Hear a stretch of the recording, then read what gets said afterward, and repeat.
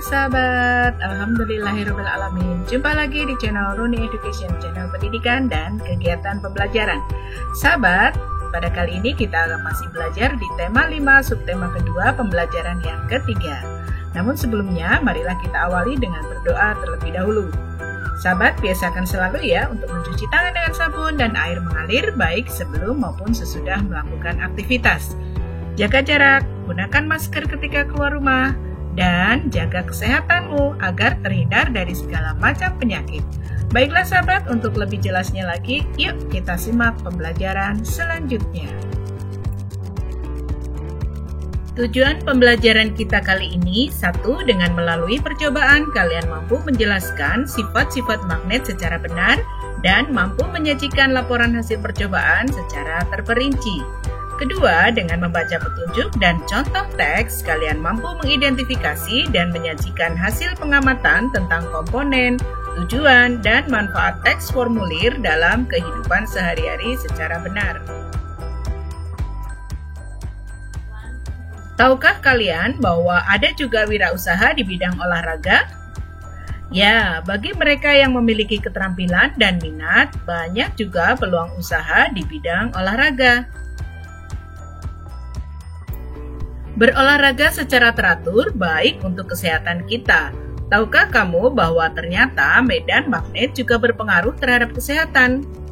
Manfaat magnet untuk kesehatan sudah dikenal sangat lama. Masyarakat Tiongkok dan India kuno telah membuktikan bahwa penggunaan batu yang menghasilkan magnet dapat mengatasi berbagai penyakit. Mereka sudah mengenal hal tersebut lebih dari 2000 tahun yang lalu. Ayo kita pelajari lebih lanjut tentang magnet.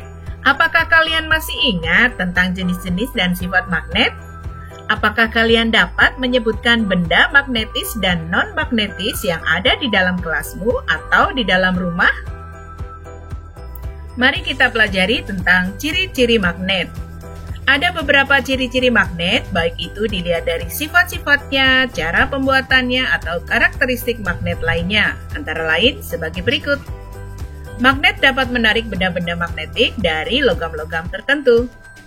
Gaya tarik magnet paling kuat ada di kedua ujungnya. Magnet memiliki dua kutub, yaitu kutub utara dan kutub selatan. Jika dalam keadaan bebas, magnet akan selalu menghadap ke arah utara dan selatan. Kutub utara magnet selalu menunjuk ke arah utara bumi, sedangkan kutub selatan magnet selalu menunjuk ke arah selatan bumi. Gaya magnet dapat menembus penghalang. Jika dua kutub magnet yang berbeda didekatkan, misalnya utara dengan selatan atau sebaliknya, akan terjadi saling tarik-menarik. Jika dua kutub magnet yang sama didekatkan, misalnya utara dengan utara atau selatan dengan selatan, akan terjadi saling tolak-menolak. Pada benda magnetik, magnet elementer tersusun secara teratur, tetapi pada benda non-magnetik, magnet elementernya tersusun secara acak. Sebuah magnet selalu tersusun atas magnet-magnet kecil yang disebut magnet elementer. Magnet elementer pada magnet lunak mudah diatur sehingga mudah dijadikan magnet. Dan magnet elementer pada magnet keras sukar diatur sehingga sukar dijadikan magnet. Prinsip pembuat magnet adalah menjadikan magnet elementer yang semula acak atau tidak teratur menjadi teratur dan searah. Dan yang terakhir, jika magnet dipotong-potong menjadi beberapa bagian yang lebih pendek, setiap potongan tetap memiliki dua kutub, yaitu utara dan selatan. Apa itu magnet elementer? Yuk kita kenali. Magnet elementer adalah magnet-magnet terkecil berupa atom yang menyusun terbentuknya sebuah magnet. Dilihat gambar seperti ini. Ini kondisi awal, dan ketika dipotong menjadi 3 bagian, kondisinya menjadi seperti ini.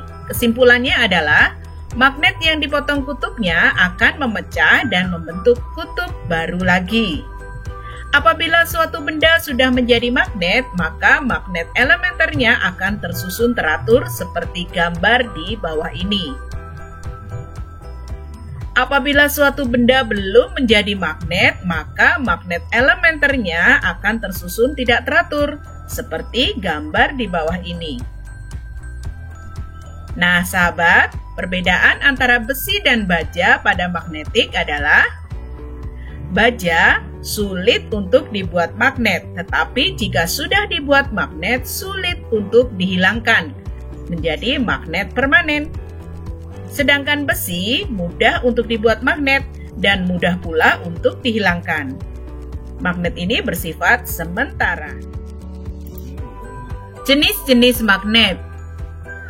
1. Magnet alami. Magnet alami merupakan jenis magnet yang proses pembuatannya terjadi secara alami. Magnet jenis ini sudah memiliki sifat kemagnetan secara alami tanpa campur tangan manusia.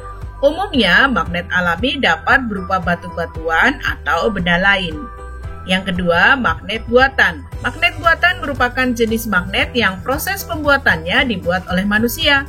Magnet jenis ini biasanya dibuat dari bahan seperti besi atau baja. Magnet buatan memiliki banyak bentuk, misalnya magnet ladam, tabung, magnet silinder, lingkaran, dan sebagainya. Berdasarkan sifat kemagnetannya, magnet buatan dibagi menjadi dua, yaitu magnet permanen atau magnet tetap, yaitu magnet yang sifat kemagnetannya bersifat permanen meskipun proses pembuatannya sudah dihentikan. Kedua, magnet remanen atau magnet tidak tetap, yaitu magnet yang sifat kemagnetannya hanya sementara, tidak permanen, dan hanya terjadi saat proses pembuatannya saja. Pada pertemuan sebelumnya, kamu telah membuat peta pikiran tentang data diri. Kamu akan menggunakan data diri tersebut untuk membuat daftar riwayat hidup. Ayo menulis. Apakah kamu masih ingat pelajaran sebelumnya tentang daftar riwayat hidup? Apa yang dimaksud dengan daftar riwayat hidup? Apa tujuan kita membuat daftar riwayat hidup? Apa saja yang perlu dicantumkan dalam daftar riwayat hidup? Ayo kita pelajari bersama. Daftar riwayat hidup adalah lembaran kertas untuk mempromosikan diri yang berisi gambaran diri seseorang yang meliputi identitas, riwayat pendidikan, serta pengalaman seseorang yang dapat dipertanggungjawabkan.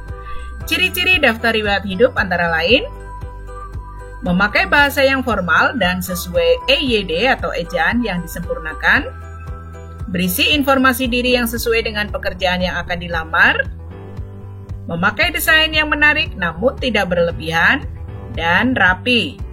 Tujuan daftar riwayat hidup antara lain: 1. Untuk melamar pekerjaan, 2. Sebagai dokumen untuk mempromosikan diri, 3. Untuk memberitahu mengenai perincian data pribadi, contohnya pendidikan, pengalaman kerja, keterampilan, dan minat.